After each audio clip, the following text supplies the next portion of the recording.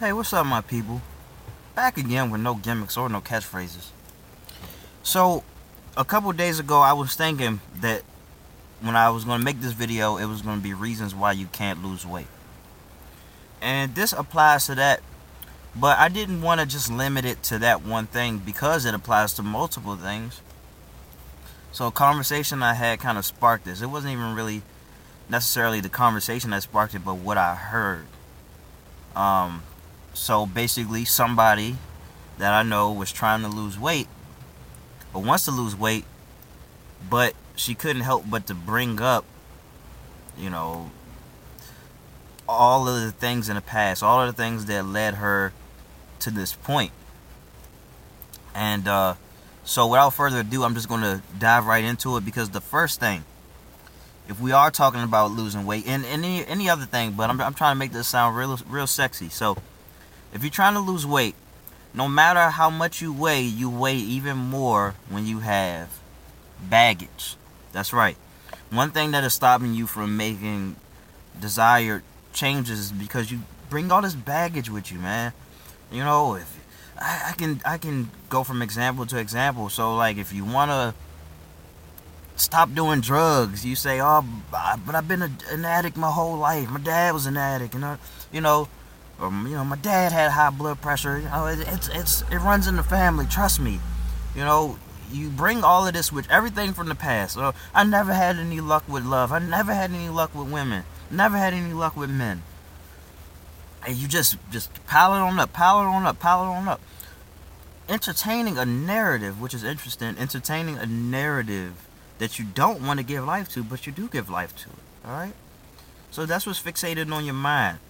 All of the past failures, all of the past regrets, and it's like you take it with you when you don't want to.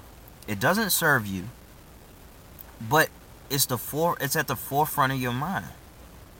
All right. So how I deal with baggage is because I'm a very daring person, and because of that, I can like flip switches in my mind. I can rationalize with myself. So let me pierce your mind. Let me be this parasite. And what we're gonna do is we're gonna say, all right, no matter what was, that's what it was. This is what it's about to be. All right. But we're not necessarily focused too much on the future. We're focused on like the present moment, something that you can see right here, right now, and say, okay, all right, look, I wanted to lose weight. I failed many times before, yada, yada, yada, whatever. Fresh slate. Fresh slate. This is why people are so high when it comes to New Year's resolutions, but we can start right now, no matter what time of year it is. Fresh slate, all right? You have been forgiven for all of your mistakes, all of your failures. Start now. All right, remove the baggage. You remove the baggage by proving to yourself that you are going to immerse yourself, no matter how long, no matter how hard, into new activities, into activities that defy the old version of you, okay? Yes, you can be depressed yesterday and today you give positive advice. All right, yes, you can do that. Yes, you can be bouncing off the wall happy. All right? You can be the complete opposite of who you were yesterday mentally. All right? So it got to start right there. And so that's how you start dropping some of the baggage, and you always have to make time to be present with how you feel. Don't resist. Just be present with it. Observe it. Question these beliefs that you're bringing on with you, these preconceived notions, and go from there. But like I said, baggage is one of those things that is helping you from changing, man. There's a lot of proverbial weight on you that needs to be lifted. Okay. And by the way, if I didn't do a good job at explaining how to do away with the baggage, just let me know, and I'll double back and make a video on that because I'm kind of doing things on the fly, so I hope you understand. So the next thing is delusion. All right. Now I'm not gonna pick on anybody, but look, I'm a straight shooter. All right. You know, but you hear this with a lot of religious people. Now, religious people aren't inherently dumb. They're not idiots. But a lot of people believe that if you just If you just pray about something, everything will change. Now, prayer is meditation. Putting positive energy into the world is always a good thing. But if you are laying on your back like a cockroach and still waiting for these things to happen, positive vibes or not, the opportunities may come, but you may not be prepared for it. So delusion. Delusion of convincing yourself that, well, I can do it tomorrow. Oh, I'll do it tomorrow. Yeah, I'll be firm tomorrow. But the thing is, over time, we start to believe ourselves less and less, assuming that we finally do break free of the delusion, which adds to the baggage, which adds to the other things I'm going to speak on as well, but just delusion, because you take somebody like myself. I've been alive for 10,000 or something days, so I've convinced myself I'm going to wake up tomorrow, but that's not true. I mean, it's not necessarily true because I don't know. All signs point that I will wake up tomorrow, but hey, there's somebody talking right now. This is interesting. There's somebody talking right now as if they'll live to tomorrow, and they won't make it. Isn't that scary? But it's real. This is real. This is blowing my mind right now to even think about this. There's somebody saying, "Hey, yeah, man, I'm gonna see you tomorrow, man. Yeah, I'll see you tomorrow. I'll take care of tomorrow, whatever. Yeah, I'll be over there," and they won't make it. Legit. Alright, and this is what we face. We face this delusion. Now, obviously, it isn't always as extreme as, oh, I'll take care of it tomorrow, and, you might not wake up tomorrow, But it's the truth, alright? You may not be able to do what you say you're going to do in a couple years. You may not be able to do what you say you're going to do tomorrow. Anything that you can do today, just do it today, alright? Take on the brunt of it right now. Just take on the bulk of it, alright? So delusion is definitely a big thing. So the next thing is a fixed mindset, okay? As opposed to having a growth mindset. And having a growth mindset is understanding that no matter where you are in life, you can expand on that. You can grow from there. Now, having a fixed mindset is saying, well, I can't do that.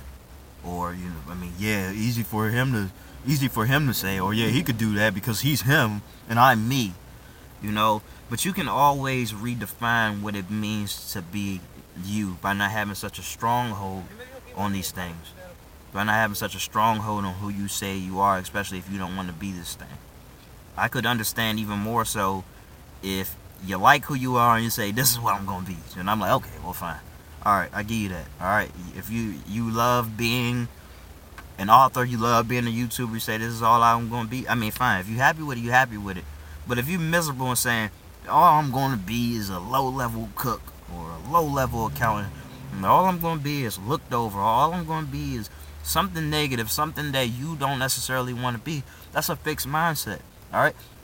And that's going to stop you from making changes, alright? So I sit down and question sometimes if I have borderline personality disorder, the way I can just go from characteristic to characteristic, but really, I just look, if I really rolled that out and went to a doctor, a therapist, the psychologist, psychiatrist, yeah, they will write it down. Not bipolar disorder, borderline personality disorder. Yes, it's a very thin line, I believe, and maybe it's a bit of delusion in that as well. But me personally, I take on whatever characteristic I need to channel, and if I can believe it myself, if I can believe this within myself that the characteristic that I'm portraying right now is me, then that's it. It's me. But I say all that to say that who I believe I am is not cemented. All right. It's always changing because I'm always looking to optimize certain aspects of my life to become who I need to be. All right. Because look at how I look. I walk down the street or whatever.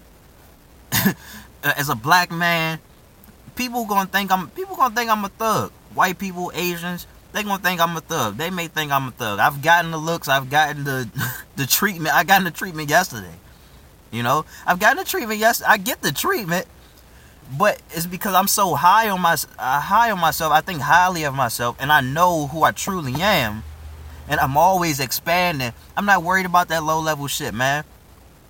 But if I try to look at myself through the lenses of others, I would not be high on myself. People have said some terrible things to me about me, and I have the receipts, you know. Um,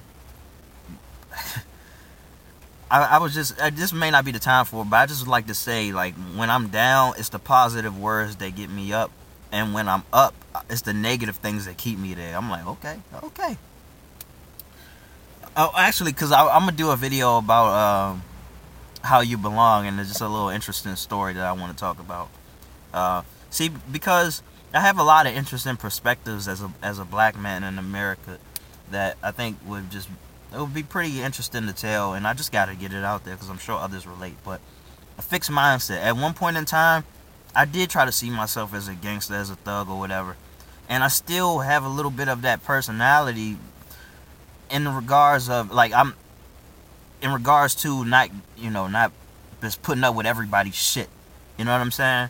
Not letting people just not making myself a doormat. Not allowing for people to just push me over and I become a pushover. I especially now, I can't do that.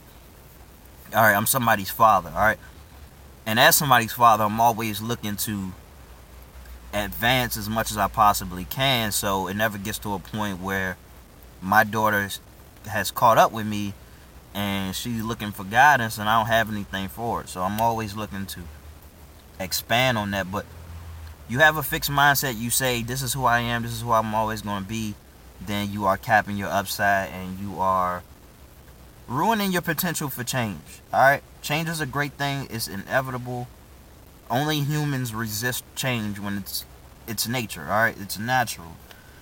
Alright, so next thing, the fourth thing is low self-esteem / confidence. Yeah, I mean, that kind of ties into all of the other things that I was speaking on. But when you vibrate at such a low level, you're gonna stay within those confines. All right. The reason why I wrote it down as its own separate thing. And now I've made videos what you can do to vibrate at a higher level. Maybe I'll do more to speak on that, but that's the goal. All right. If I don't speak on it in this video, how to raise your vibration, and you don't want to go look for my videos, a simple Google search, how to raise my vibrations. All right. So it's very imperative that you do, because it's going to expand the box that you're in, maybe obliterate the box that you're in, and let's see, and your self-esteem will rise, your confidence will rise. But here's the thing, because like all highs, you may not like to crash. Alright, so if you get so high by vibrating and all these things, you may be questioning why you're there. Now, you can also question why you're there and say, you know what, it doesn't matter why I'm here. I'm going to stay here. Alright, good things are going to come. Alright, that's one thing. But another thing, if you're somebody who does a lot of thinking, you kind of think yourself out of a good thing, outthinking yourself, second guessing yourself, all of those things, then you need some tangible things to build your self-esteem, to build your confidence. This is why I am big on exercising. Alright, you exercise, you get that worry out of you. And also doing things, which exercise could be too, but you do these things that would constitute as small wins, okay? So if you wanted to read this non-fiction book, self-help or whatever, you say, I'll read 3 chapters. You read 3 chapters, you feeling a little bit good about yourself. You want to write a book, you say, okay, 500 words. Oh, I write a chapter. Alright, cool, perfect. Whatever it is, you put it in something that you can scale, something you can measure. Even give yourself a reward system for doing it. Alright? And you feel great. You feel great about yourself. You feel great that when you feel pain, you push through it anyway. In my mind, I'm always having these conversations of what I would say to people. So, this particular conversation was imaginary conversation was with my stepson. When he gets older, I envision myself saying, man, look, you know what? If you can experience pain and push through it anyway, you're going to win. Alright, you're going to fucking win. Now, first thing, you got to get to that pain. You got to get to your limit. You got to get to your edge. Secondly, you push through it to show yourself not only what you're made of, but You're made of more than what you perceive yourself to be made of. See, whatever. You know what I'm getting at. Basically, you are expanding your perceived notions of yourself. All right.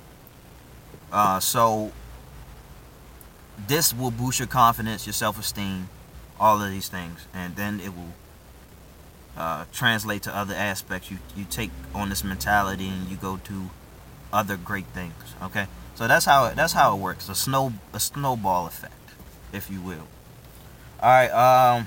So the next thing that's stopping you from making these changes, just excuses. Now, part of having a fixed mindset also constitute as excuses, but it's very interesting to watch somebody go down the line of the amount of reasons of why something cannot work. You say, well, I can't do this because of that, and then there's that, and then that too. I mean, and then you add that to it, I mean, it's impossible. But look, when it comes to excuses, you only need one. All right, you need to go down the list. All right, well, this one thing won't work for me. Okay, we'll find it. Because you want to be focused on excuses. You want to be focused on the way that it ain't gonna work and find it ain't gonna work. All right, I can't tell you shit.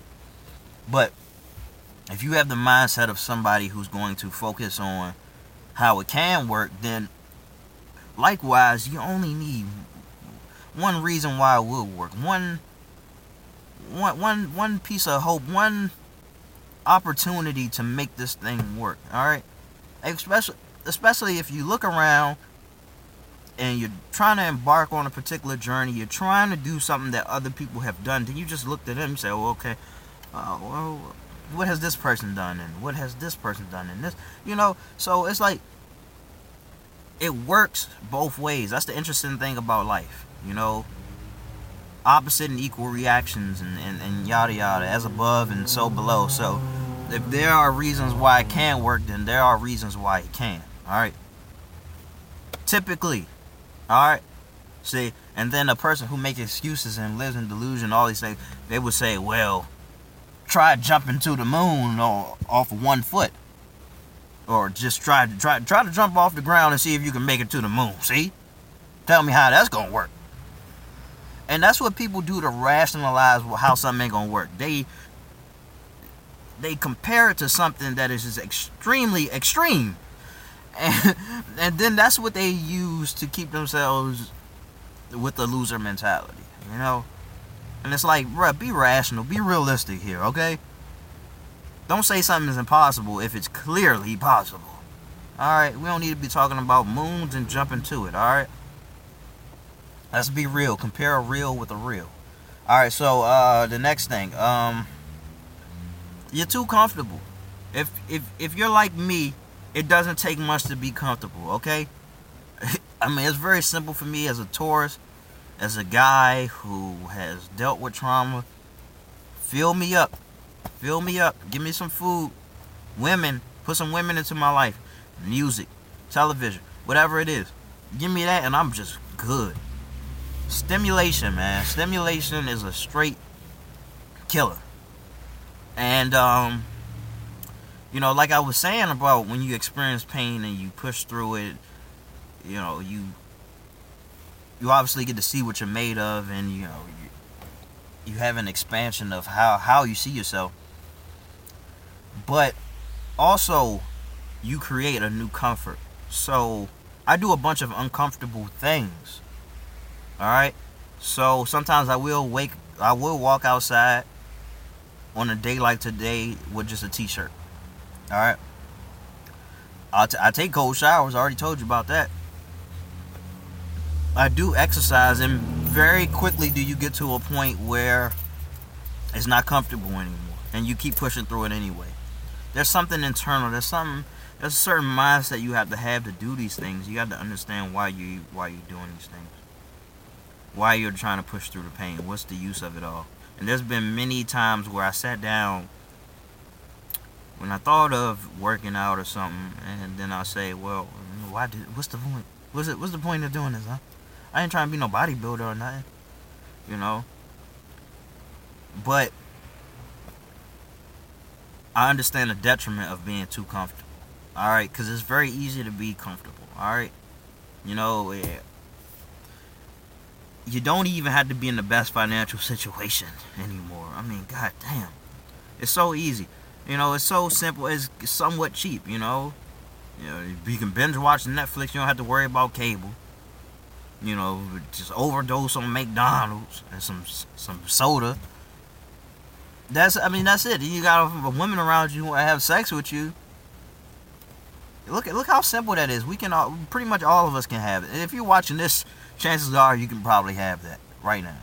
All right. So this is why I believe that, and many successful people know that leaving your comfort zone behind for something uncomfortable but worthy, that's worth it, will make a drastic change in your life, a positive one. And that is because it's forcing you to think in ways that you haven't thought before, to solve problems you never solved before, to think in complex ways. Alright? And that's why I believe in doing so many things, adding it together to build yourself up rapidly. Alright? Now, if this is not your first time listening to my channel, you already know I like to do a lot of uncomfortable things. Like I already spoke on the cold showers. Alright? Exercising in the morning. Any time of the day. Playing chess and reading and writing. And all these things to challenge myself. Alright? So I don't get too comfortable. To prepare myself for an uncomfortable world. Alright? I've gotten rid of my vices. For now. Maybe I'll pick it up, but I have control over it. All right. When I go sober, cold turkey. It doesn't matter. All right. So I've been sober for almost 2 months, and you know what? This is what I want to do right now. All right. I want to be uncomfortable. I want to be uncomfortable so I can grow. All right. My muscles have been uncomfortable through working out. All right, and I know that because they're confused. I feel the confusion in them because they're sore. They're trying to recover. All right, so that's a good thing. All right, try to grow in a way that's comfortable for you. You're not gonna get too far. Now, I'm not gonna say you won't grow. Maybe you will. All right, but somebody who would choose the discomfort he's gonna wrap circles around you. That's all I can say. All right. So the last thing. The reason why you can't make no change, and which some may say is the culmination of all of this put together, but you can weave it somewhere throughout everything that I said. But the final thing is that you just don't have the vision. You have no vision. All right, you're hanging around people who don't have a vision. You have this linear way of thinking where it's like, okay, I need money, get a job, okay, then after that, recoup from job, buy Netflix, beer, whatever. And that's it. That's your life. And then you see other people who do things that just are foreign to you. You don't question the benefit of it. You just say, no. Like I remember one time asking my mom. It was the only time I asked her. It was like 2014. And I was like, you don't meditate? And she was like, meditation made me go crazy. But you never meditate. Alright, so that's a fixed mindset right there. But you wouldn't, you didn't stop to even think why I would even bring it up, or stop to think why people do meditate. All right, it's not punishment. All right, it's discipline, I would say, but it's not punishment. All right, but no vision. You can't see beyond the confines of your reality. It's like reality is a mental thing anyway. So if you say, oh, you being unrealistic by saying these things like, I live in an apartment, I'm poor. But that's what you believe. You believe that because you live in an apartment, you live in paycheck to paycheck or barely, you see yourself as poor. Some might say that you're wealthier than a lot of people. A lot of people in other countries. And in fact, you don't even have to go too far to see the people that you are richer than. You drive around in the car, you see people begging for money. You see people sleeping under bridges. You see people sleeping on the streets. You're richer than them. So you're only poor in comparison to others. All right? And also, because it's very subjective, you can be rich in other ways, rich mentally, and it does carry over. Now, I'm not one to tell you, and I can't tell you how long it's going to take for one bit of richness to transfer to the other. But what I'm saying is, you don't have to entertain these narratives. You just don't. All right? Yeah, financially speaking, yeah, things might be a little bit rough. But fate changes, my friends. Fate changes so long as you do. All right? So when I talk about all the things, all the reasons why you can't change, if you start resolving to tackle all of these things, you're freeing yourself up for opportunity. You freeing yourself up to think bigger, okay? And when you get in a mindset of thinking bigger, and you've already gotten used to stepping out of your comfort zone, all right, you're leaving the baggage behind you. You have a growth mindset. You say, well, you know what, I ain't where I want to be, but I know I can get there if this person did it, that person did it, whatever. All right, you're leaving all the excuses behind. Then you start to feed your vision. And you start to feed your vision the more that you feed it. You are what you eat. And this is also a mental thing. From a mental aspect also, yes. So you want to feed yourself enriching information. All right, you don't want to circle around with the gossip crowd and you let that dictate how you're going to see the world or whatever. Now, you want to see the world for yourself, even if you have to step away from the crowd for a moment. And that's how you build your vision. Always think greater. And then, because you're going to get to a point where you can think about what you can do for your community as well. And that's one of the greatest benefits. So this video lasted a lot longer than I thought it would, but I hope you got some value out of this. I hope you stuck around to the end. Please like and subscribe. I appreciate you all. Thank you.